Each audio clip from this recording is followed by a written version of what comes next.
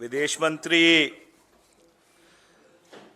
श्री जयशंकर ने कल बहुत एक अद्भुत बयान दिया। उन्होंने ये कहा कि मैं आपके घर का नाम बदल दूं तो मेरा घर बन नहीं जाता। भाई साहब, अगर आप मेरे घर के ऊपर आके अपनी नेम प्लेट लगा दोगे तो ये तो फौजदारी का मुकदमा हो जाता है। इतना वीक रिस्पॉन्स, इतना कमजोर और लचीला रिस्पॉन्स जो चीन ने अरुणाचल में कार्टोग्राफिक अग्रेशन किया है कि 30 स्थानों का नाम बदल दिया, इस तरह की कमजोर प्रतिक्रिया ये भारत सरकार को शोभा नहीं देती और खासकर भारत के विदेश मंत्री को शोभा नहीं देती। जो लोग बहुत ही बुलंद आवाज में कच्चा टीवू की बात करते हैं, ये दुर्भाग्यपूर्ण बात है और खेदजनक बात है कि वो चीन का नाम अपने मुंह से निकालने से भी डरते हैं। Those who have been espousing muscularity about Kachativu, and I would come to that later, it is unfortunate and regrettable that they are scared of even uttering the word China.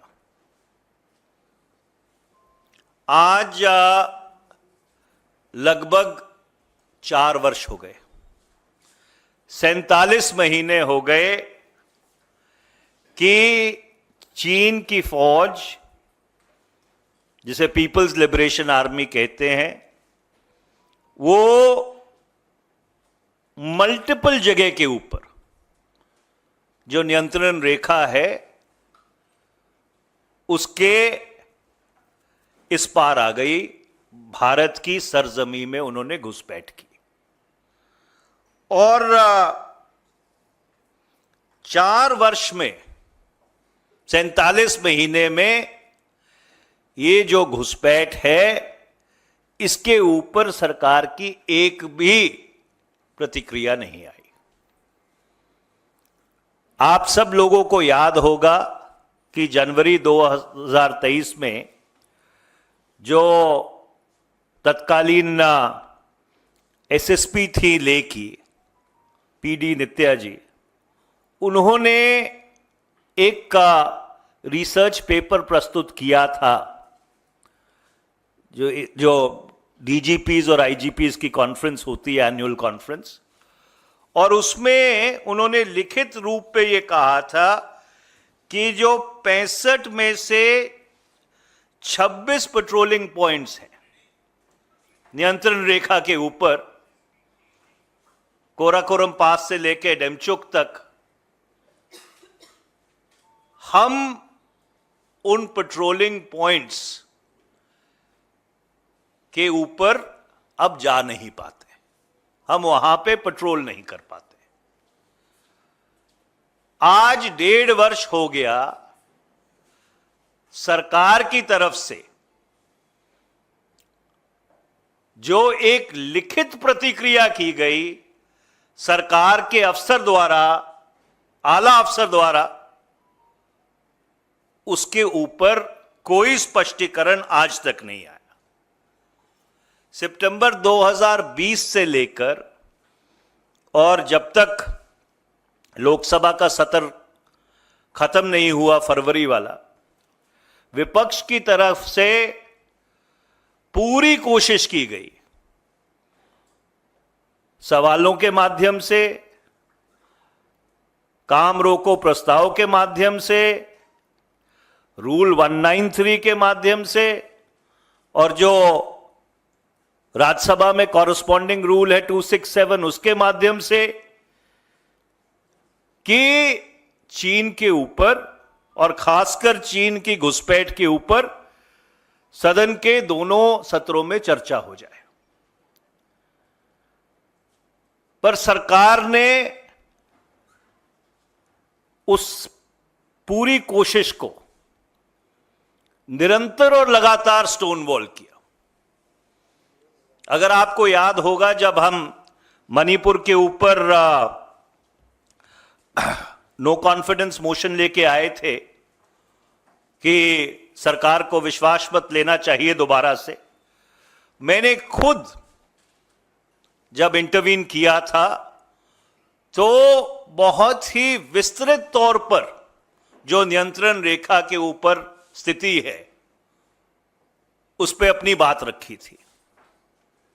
जब सरकार की तरफ से अनेकों मंत्री बोले और उस बहस का जवाब खुद प्रधानमंत्री ने दिया, चीन के ऊपर एक शब्द ना तो विदेश मंत्री के मुंह से, ना जो 3-3 घंटे उस बहस के दौरान सभी नियमों कानूनों को शिथिल करते हुए जो मंत्री बोले,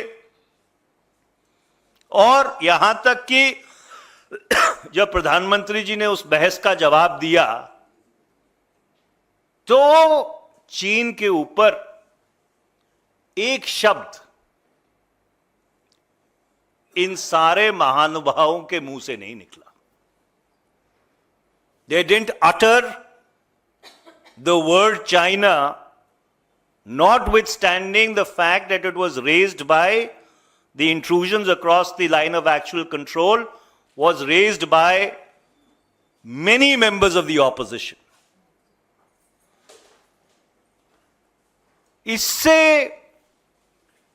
इससे बड़ा प्रमाण क्या हो सकता है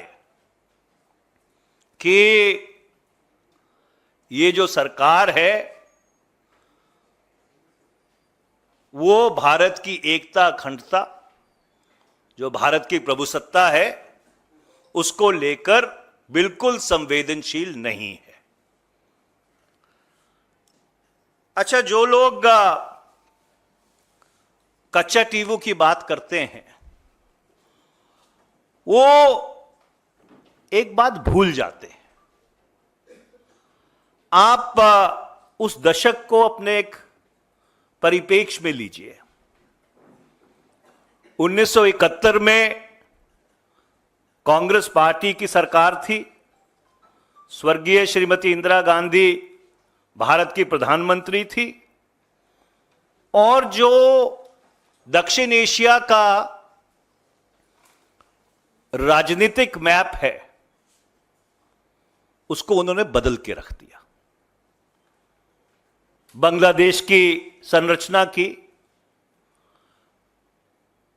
ना वो अमेरिका से डरी, ना वो सातवें बीड़े से डरी, ना जो प्रेशर वेस्टर्न गवर्नमेंट्स डाल रही थी उसका उनके ऊपर कोई असर हुआ, और जो प्रताड़ना उस समय के पूर्वी पाकिस्तान के लोगों को झेलनी पड़ रही थी कि लगभग 1 करोड़ लोग शरणार्थी हो गए थे, उस पीड़ा का उन्होंने निवारण किया। तो कोई कल्पना भी कर सकता है कि जिस सरकार ने, जिस प्रधानमंत्री ने साउथ एशिया का, दक्षिण एशिया का पॉलिटिकल मैप बदल दिया हो, वो कच्चा टीवू के ऊपर भारत की एकता, अखंडता, प्रभुसत्ता के साथ क्षणिक भर भी समझौता कर सकती थी। ये किस तरह की हास्यास्पद बात है। और मैं भारतीय जनता पार्टी से ये कहना चाहता हूं, हम ये कहना चाहते हैं कि अपनी राजनीतिक रोटियां सेकने के लिए, क्योंकि 19 अप्रैल को तमिलनाडु में चुनाव हैं, ऐसे मुद्दे मत लेके आइए जिनका एक तो कोई औचित्य नहीं है, और दूसरा जिससे जो भारत की सामरिक शाख है दक्षिण एशिया में वो कमजोर होती हो। Do not bring national security with in the realm of your parties in politics. और आखिर में हम उनसे दो सीधे सवाल पूछना चाहते हैं। भारत की कितनी सरजमीन चीन के नियंत्रण में है मई 2020 के बाद, और आप लोगों ने, सरकार ने उस सरजमीन को खाली क्यों नहीं कराया?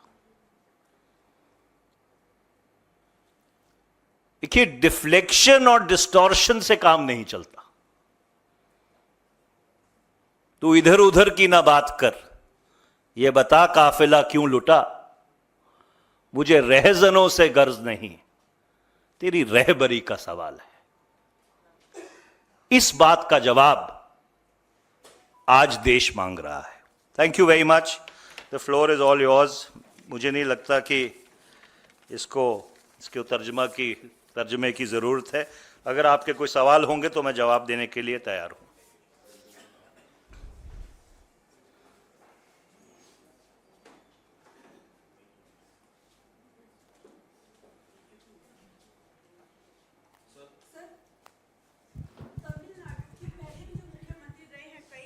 उन्होंने कई बार केंद्र सरकार से, जब कांग्रेस की सरकार थी, उनसे कहा था कि तमिलनाडु का ये जो पूरे मछुआरों का जो नुकसान हो रहा है उसको लेकर कि जो आपने श्रीलंका को दिया था उस टाइम के प्रधानमंत्री इंदिरा गांधी जी ने गिफ्ट में, तो वो वापस लिया जाए। तो अभी तक उसकी सुनवाई क्यों नहीं हुई है? देखिए, शायद मेरी अंग्रेजी और हिंदी दोनों ही कमज़ोर हैं। मैंने बहुत विस्तार पूर्वक अपनी भाषा में ये कहने की कोशिश की है कि जिस प्रधानमंत्री ने, स्वर्गीय श्रीमती इंदिरा गांधी ने 1971 में दक्षिण एशिया का जो राजनीतिक मैप है उसको बदल दिया और एक नए मुल्क का निर्माण किया, वो सरकार और वो प्रधानमंत्री किसी मुल्क को भारत का 1 सेंटीमीटर सरजमीन भी क्या गिफ्ट कर सकती हैं? ये मैं आपके विवेक पे छोड़ता हूं कि इसके ऊपर जरा गंभीरता से और जिम्मेवारी से विचार करने की जरूरत है। There was a question there. So do you think that by raising this Kachatev issue, BJP can gain any political mileage in Tamil Nadu? Well, I think the electorate of this country is very wise. They are extremely, they understand as to why certain issues only come up during election time. And the entire attempt to raise a non-issue is primarily to deflect attention from the gross failure of the government on China, which is getting the territory of India under the illegal occupation of China vacated. And as I had earlier stated, that the very meek response by the External Affairs Minister to the renaming of 30 places in India, in Arunachal Pradesh, testifies to both this meekness and weakness. Maniji, could you explain, but because what you said in Hindi I don't know, but I am just asking question. Can you tell me about in 1974 agreement and the 1976 agreement? The 1974 agreement is giving the rights to fishermen in the Kachattu. Why it's that withdraw the 76 agreement? Can you able to explain this? In the Congress party. As far as I understand, agreements are entered into by nation states in a manner which is mutually beneficial. I would, or we would like to ask the Bharatiya Janata Party, what about the land boundary agreement with Bangladesh, which this government entered into in 2015, where much more land was conceded in terms of the enclaves which were transferred to Bangladesh than we got from Bangladesh. I think the difference is almost about 10,000 square kilometers, if I remember from the top of my head. So those who are raising the issue of Kachativu, which happened in 1974, should then first explain their own track record. What about the land boundary agreement with Bangladesh? Why did you give much more territory than you got from Bangladesh? What about the illegal occupation of Indian territory by China, which is a continuum for the last 47 months? Those are the questions which the country needs answers to. Sir Neeraj sir, आप कह रहे हैं कि 47 महीनों में चीन ने भारतीय जमीन को हड़पा है, केंद्र सरकारी आरोपों को खारिज करती है। WMCC की 29 बैठक हो चुकी है, सैन्य कमांडर स्तर की भी अलग से बैठक हुई है। कांग्रेस पार्टी को और खासकर आपको क्या लगता है कि क्यों उन मुद्दों पे बात नहीं बन पा रही है इतनी बैठकों के बाद भी? हमने तो सरकार को इस आरोप को खारिज करते सुना ही नहीं है। सरकार ने कब इस आरोप को खारिज किया है? जब गलवान की घटना हुई, दुर्भाग्यपूर्ण घटना थी, हमारे इतने सैनिक उसमें शहीद हो गए, तो जो विदेश मंत्री की प्रतिक्रिया थी गलवान की दुर्भाग्यपूर्ण घटना के तुरंत बाद, और जो प्रधानमंत्री जी की प्रतिक्रिया थी 19 जून 2020 को जब सर्वदलीय बैठक हुई, उन दोनों में जमीन आसमान का फर्क है। There is a complete contradiction between what External Affairs Minister Mr. S. Jaishankar said after the Galwan, the unfortunate tragedy in Galwan, and what the Prime Minister told the all-party meeting. So, except for obfuscation, सिर्फ ध्यान भटकाने के अलावा और हर कोशिश पिछले 4 वर्ष में की गई कि चीन के ऊपर ना संसद में, ना संसद की जो स्थायी समितियां हैं, चाहे वो विदेश मंत्रालय से जुड़ी हो, चाहे रक्षा मंत्रालय से जुड़ी हो, चाहे जो कंसल्टेटिव कमिटीज हैं, किसी में भी चीन का जो घुसपैठ हुई है, अक्रॉस द LAC घुसपैठ हुई है, उसके ऊपर सरकार किसी भी चर्चा के लिए राजी नहीं हुई। ये वास्तविकता है। 1971 में सिर्फ पाकिस्तान के 2 टुकड़े नहीं बल्कि सिक्किम को भी चीन के गिरेबान से चीन के भारत में मिलाया गया था।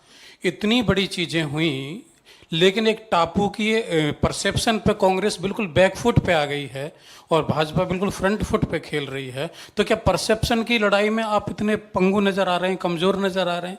आप तो सूचना प्रसारण मंत्री भी रहे हैं।